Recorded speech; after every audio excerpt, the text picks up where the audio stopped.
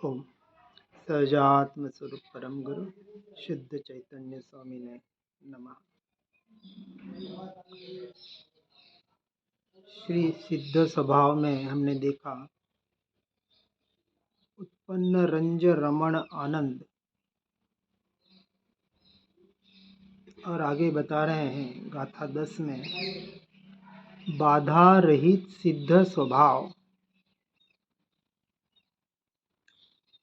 जो आनंद उत्पन्न हुआ है, जिसमें सच्चा श्रावक और साधु रंजायमान होकर रमणता करके परम आनंद को प्राप्त करता है,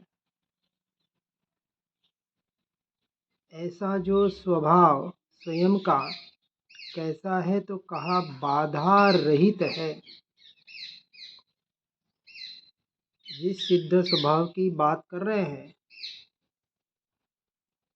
क्योंकि सिद्धि के साधकों का स्वभाव बाधा रहित और निर्विघ्न ही होता है।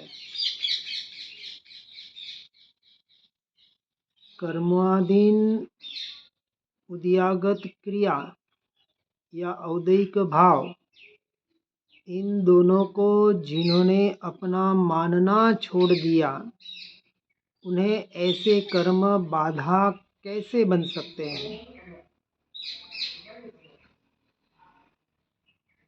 क्योंकि उनकी साधनाएं चमत्कार पूर्ण और सातिशय होती है।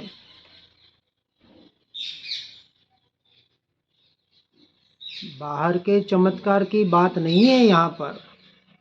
बाहर तो चमत्कार को नमस्कार आज सभी जगह हो रहा है। यहाँ चैतन्य चमत्कार की बात हो रही है। बाहर चाहे कितनी भी बाधाएं आ जाएं, संसार की अपेक्षा से चौथे पांचवें गुण स्थानक में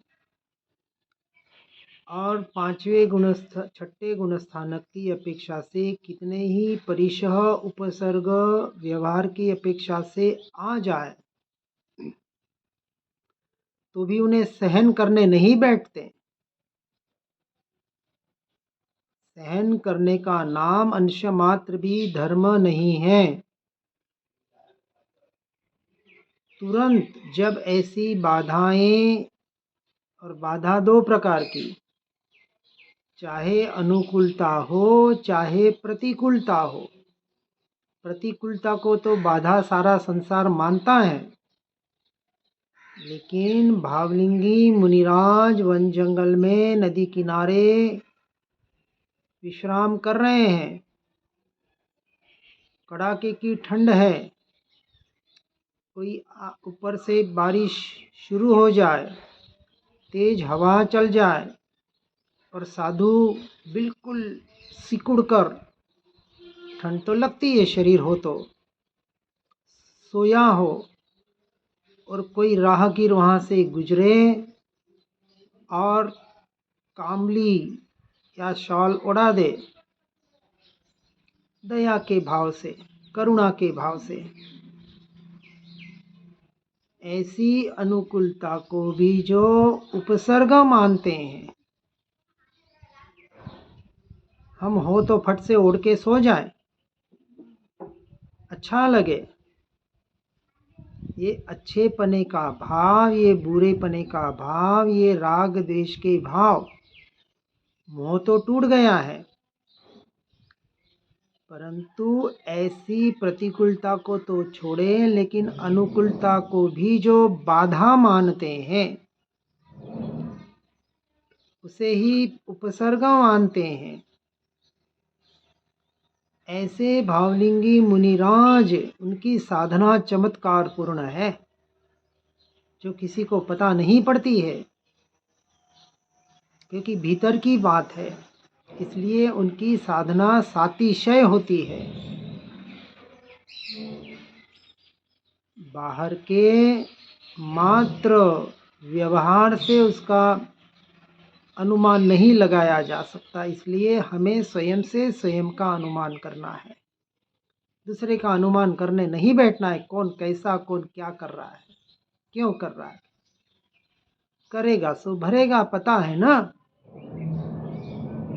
जिसका जैसा उदय है वो वैसा ही तो करेगा। कहाँ शिकार हो रहा है हमें?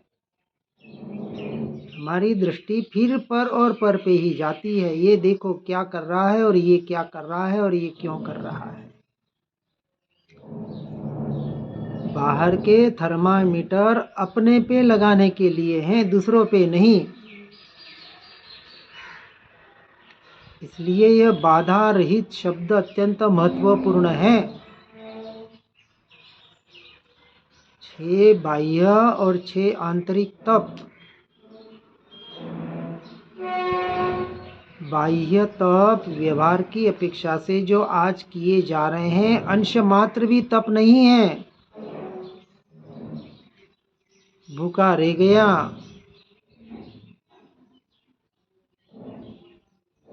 कुछ रोटी कम खा ली, कुछ द्रव्य का थोड़ा बहुत त्याग कर दिया, किसी विगई का त्याग कर लिया, और कहते हम तो तप करते हैं।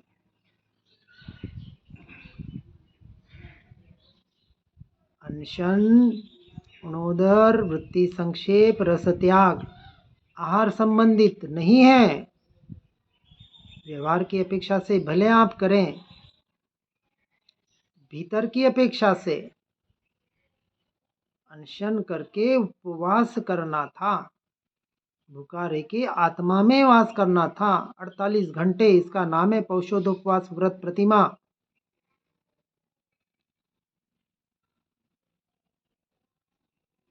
गुणोदर 6 इंद्रियों को संयमित करना था, उनके भूख का शमन करना था, उनकी इंद्रियों का दमन करना था। जो वृत्तियां बाहर जा रही हैं उन वृत्तियों को भीतर लाने का नाम वृत्ति संक्षेप था। बाहर से संक्षिप्त करके उसका परिसंख्यात करके वृत्तियों को भीतर लाना, ये अभ्यास, ये पुरुषार्थ। 9 रस बताएं या षट रस बताएं, उनका त्याग होकर एकमात्र चैतन्य रस का पान करना। जिन्हें बाहर तो खाने पीने की चेष्टा होती ही नहीं हो, आगे आएगा इसका। इसलिए मुनिराज नियम लेकर निकलते हैं। कौन से? जो सहज पूरे हो जाए ऐसे नहीं, जो सहजता से पूरे न हो। और उस दिन आहार न मिले तो धन्यता मानते हैं, पुण्य का उदय मानते हैं। धन्य है यह घड़ी की भेद ज्ञान करने का अवसर प्राप्त हुआ। सीधे गए और फिर ध्यान में बैठ गए। इसको तप कहा है। तप के नाम पर भी हम सिर्फ अपने आप को ठग रहे हैं। मोह राग द्वेष का तो त्याग नहीं हो रहा है, और बाहर के त्याग को तप के दिया। इसलिए तप को बराबर समझना है। और ऐसे तप को समझने के लिए आगे की गाथा कहते हैं, तिहु को दान देऊं, सिद्ध पहचान देऊं। गाथा 11 और 12।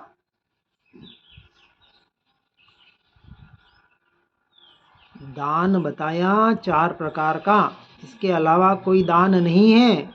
समझना, पैसे के दान को अंश मात्र भी दान नहीं कहा। आज तो दान के नाम पर रक्त दान, नि कन्या दान, नि देह दान, नि क्या क्या दान हो गए। ठीक है, व्यवहार की अपेक्षा से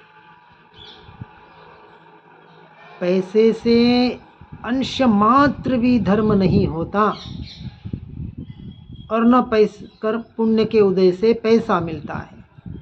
ये व्यवहार के कथन व्यवहार पे लागू भले हो, निषेध नहीं करते हैं, लेकिन पुण्य के उदय से पैसा मिलता है कि सत्य धर्म मिलता है, इसका विचार करना। पुण्यानुबंधी पुण्य के नाम पर हम भटक रहे हैं।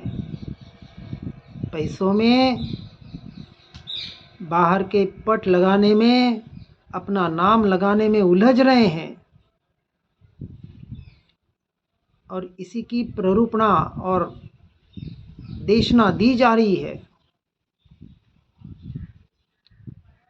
अरे पुण्य के उदय से क्या मिलता है पता नहीं है अभी। जो पाप ऐसा पैसा पुण्य के उदय से कैसा मिले जो संसार में भटकाने वाला हो। दान सिर्फ 4 प्रकार का, आहार, औषधि, ज्ञान और अभय। शास्त्रों में इन 4 दान का ही उल्लेख होता है। इसको भी व्यवहार और निश्चय से समझना, हर जगह व्यवहार निश्चय लागू करना है। तो कहते हैं दान देना गृहस्थ का कर्तव्य है। किसको दान देना? 3 प्रकार के दान बताएं। सर्वोत्कृष्ट दान आहार दान, औषधि दान मुनिराजों को दिया जाता है। मध्यम दान पंचम गुण स्थानवर्ती प्रतिमाधारी श्रावकों का होता है और जघन्य दान अविरत सम्यक दृष्टि के कहा जाता है। इसके अलावा सुपात्र दान नहीं है।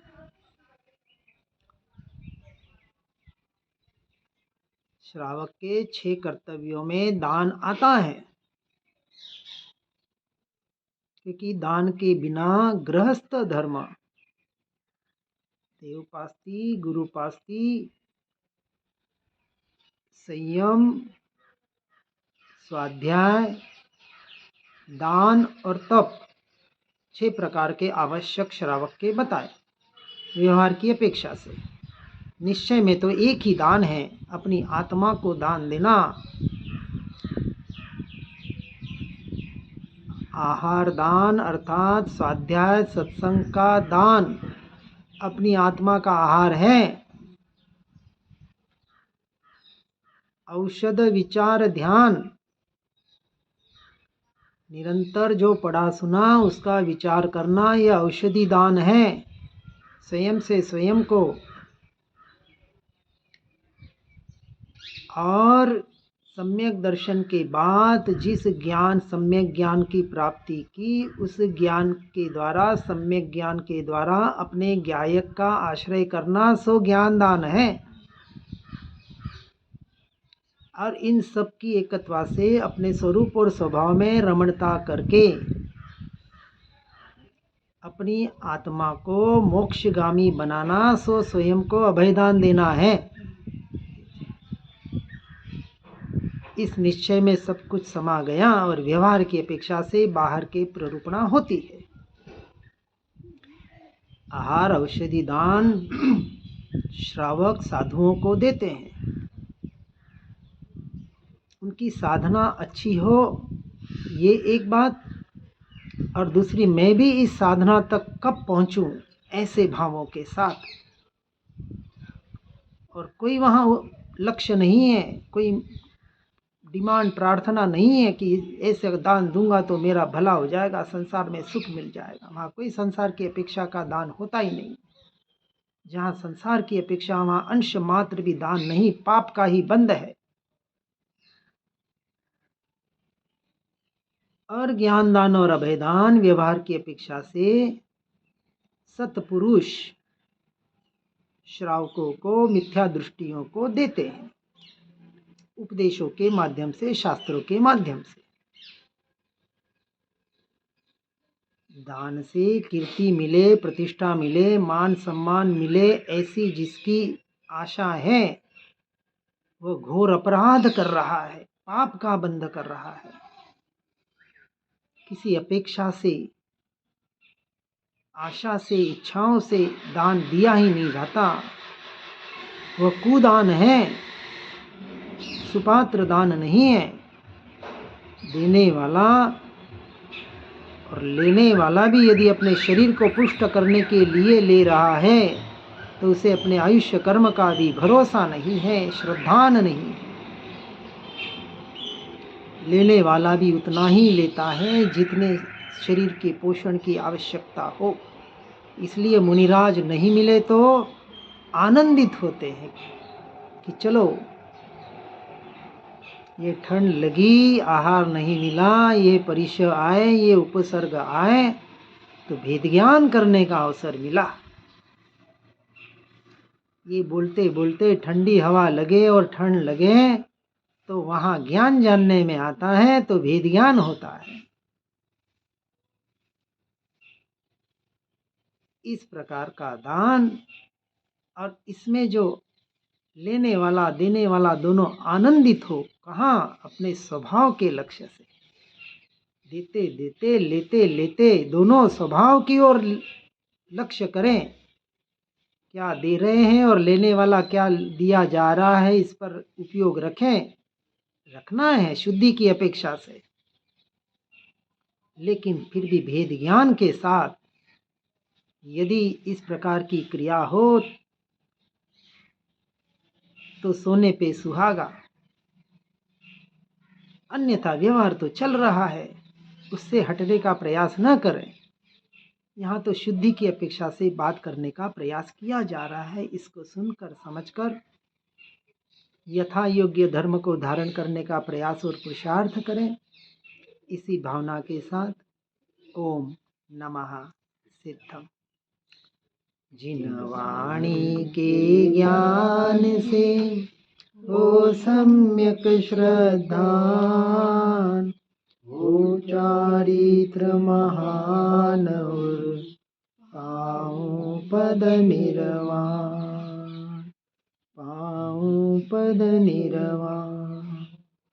जिनवर प्रभु की दिव्य ध्वनि जो शुद्ध बोध स्वरूप है, स्यादवाद से जो है अलंकृत शारदे श्रुत रूप है, सिद्धांत गुण पर्याय चतु अनुयोग में विस्तार है, महिमामय जिन वाणी माँ को वंदना शतवार है, वंदना शतवार।